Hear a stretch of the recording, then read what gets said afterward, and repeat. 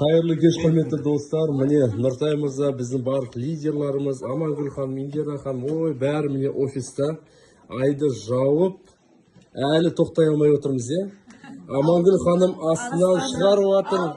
Роял президенттерді. Еліме қарашы, ежелден елдеген даңқымыз шықты ғой, намысын бермеген қазағым мықты ғой. Менің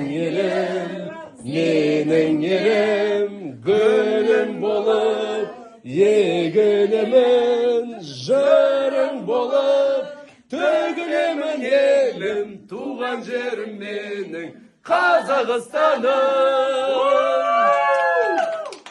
Молодцы. Ал, кеттік.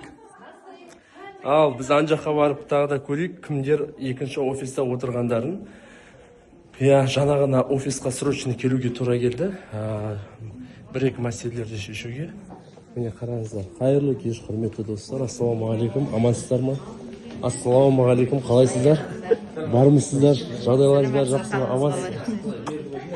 Міне қараңыздар. Вип-президент боламын, командамды өсіремін, үлкен жетістікке жетемін дейтін болсам, міне осы кісілер секілді осындай командамен жұмыс жасайды достар. Міне Месут Бейдің обращениесін барлығына салдық. Ертең сағат 2-ге дейін барлық жаңағыдай қазіргі жасалынбай жатқан мәселелердің барлығын ертең сағат 2-ге дейін шешуге болады.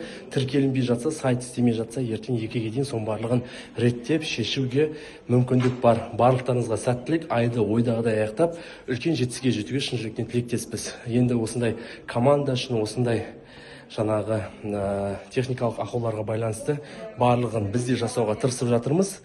Сондықтан тек қана алға әрекетті тоқтатпаймыз. Қандай қиындық болса да біз бәрін жеңіп шығамыз. Барлығымыз бірге, тек қана алға. Ура!